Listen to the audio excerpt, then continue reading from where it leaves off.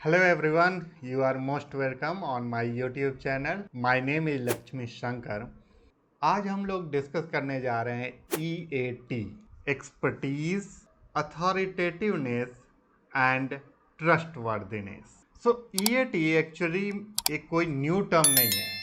EAT कई सालों से मतलब 2014 में गूगल ने अपने सर्च क्वालिटी गाइडलाइंस में यूज़ किया। वहां से स्टार्ट हुआ EAT का कॉन्सेप्ट। अभी recently in late 2022 now it became EEAT।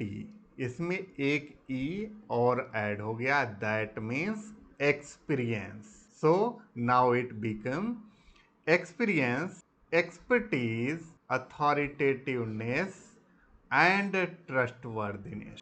So Google ने ये 4 क्राइटेरिया दिया वेबसाइट को अपना मतलब एक स्टैंडर्ड बनाने के लिए, सो दैट कि इससे पहले क्या होता था कि गूगल बोलता रहता था वेबसाइट ओनर को, एजेंसीज को कि मतलब आप क्वालिटी कंटेंट बनाओ, लेकिन यूज़र या मतलब वेबसाइट ओनर या बड़ी कंपनीज जो वेबसाइट जिनकी वेबसाइट होती हैं उनको भी कंफ्यूजन होता था और गूगल भी कहीं पर क्लियरली नहीं मेंशन करता था कि मतलब क्या क्वालिटी कंटेंट मीन्स क्या। तो जब EAT आया तो इससे बहुत सारी चीज़ें क्लियर हुई। लाइक एक एग्जांपल ले लेते हैं, जैसे कि योगा टीचर हैं। योगा टीचर अपने स्टूडेंट्स को बार बार बोलते हैं कि तुम लोग मतलब अपने आप को हेल्दी रखो, हेल्दी रखो। टीचर स्टूडेंट्स को समझ में नहीं आता है कि हेल्दी कैसे रखो, किसको हेल्दी का स्टैंडर्ड क्या है, किसको हेल्दी मानते हैं योगा टीचर। फिर उसके बाद से कुछ दिनों के बाद योगा टीचर बोलते हैं कि एक काम करना है, आप सभी स्टूडेंट्स को मॉर्निंग में 5 o'clock उठना है, उसके बाद से फ्रेश होना है, फ्रेश होने के बाद से 30 मिनट्स तक एक्सरसाइजेज ये करनी है, उसके बाद वॉक करना है, फिर जाके स्टडी करना है, फिर ब्रेकफास्ट लंच करना है और ब्रेकफास्ट करना है, स्कूल आना है। अब स्टूडेंट्स को एक्चुअल पता चल जाता है कि क्या करने पे हेल्दी रह सकते। सिमिलरली गूगल के साथ यही चीज़ था, वो क्वालिटी कंटेंट की बात करता था लेकिन कुछ ऐसा बताता नहीं था। लेकिन जब EAT आया तो एक स्टैंडर्ड, एक क्राइटेरिया पता चल गया और जो वेबसाइट ओनर थे वो भी इसके अकॉर्डिंग वर्क करने लगे अपने वेबसाइट पे। तो EAT उसके बाद EEAT आया।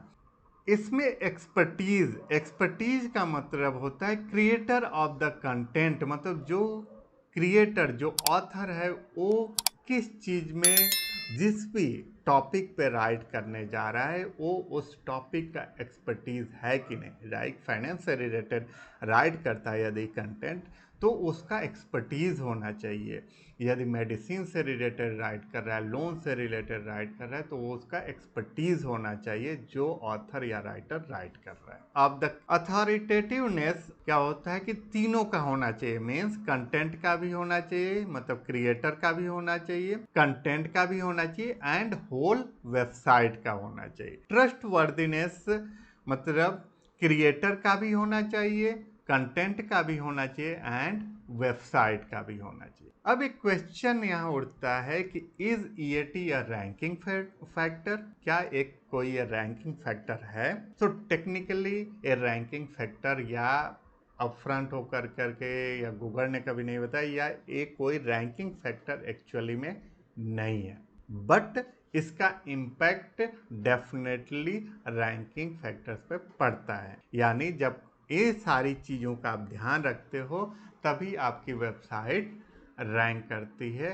और एल्गोरिदम्स पे भी इनका इम्पैक्ट पड़ता है। Google more than 10,000 quality searchers को, रेटर्स बोलते हैं उनको, through out the globe, through out world 10,000 quality searcher को, रेटर को हायर करता है और उनको अपने सर्च कीवर्ड्स, उनकी टीम जो गूगल की टीम है वो सर्च कीवर्ड्स इन सबको देती है और ये सारे उन सारे सर्च कीवर्ड्स पे काम करते हैं और देखते हैं कि क्या ये वाकई में सही रिजल्ट दे रहा है सर्च इंजन, गूगल का सर्च इंजन, या नहीं।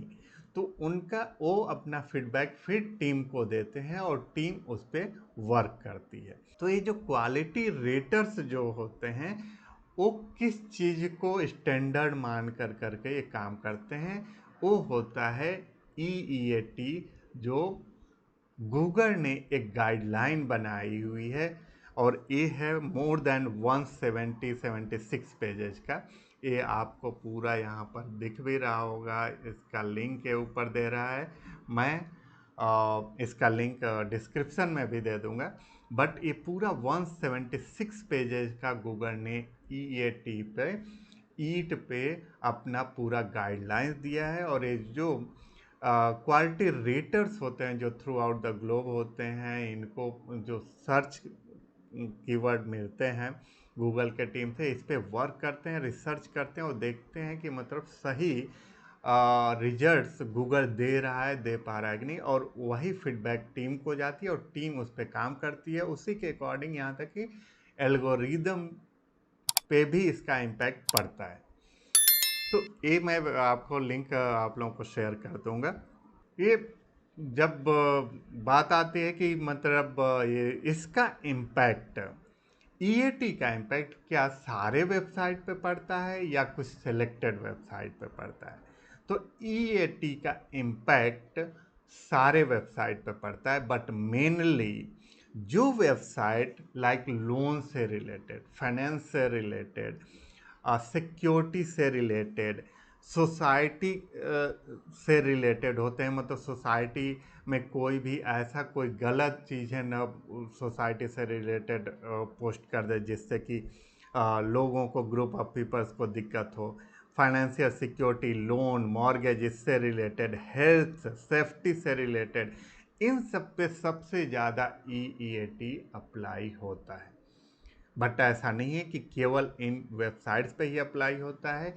EAT सारे टाइप की वेबसाइट पे, और ये धीरे धीरे EAT पे गूगल और भी वर्क कर रहा है। आने वाले दिनों पे और भी ज़्यादा EAT पे आपको अपडेट्स देखने को मिलेंगे। और as a business owner, as a company owner, as a website owner, आपको ये ध्यान रखना चाहिए कि EAT पे हमेशा फोकस होना चाहिए आपके वेबसाइट का। 2019 में एक अपडेट भी आया था जिसमें गूगल ने क्लियरली, उस टाइम क्या हुआ था कि बहुत सारे वेबसाइट्स में मतलब अप्स एंड डाउन्स देखने को मिले थे, मतलब उस समय जो एल्गोरिदम अपडेट आए थे उसके वजह से। तो गूगल ने एक गाइडलाइन भी दिया था सारे ओनर्स को उस टाइम, जिनका बहुत ज़्यादा डाउन हो गया था रैंकिंग, कि आपको EAT की गाइडलाइंस जो अभी मैंने ऊपर दिखाया जो 176 पेजेस का है उसको फॉलो करना चाहिए, उसी के अकॉर्डिंग अपने वेबसाइट को डिजाइन या कंटेंट डालने चाहिए। यहाँ पर एक टेबल ले लेते हैं और इससे इस चीज़ को, EAT को समझते हैं और चीज़ें क्लियर हो जाएंगी। ये जैसे इधर वेबसाइट हो गया, वेबसाइट से रिलेटेड चीज़ें, इधर EAT।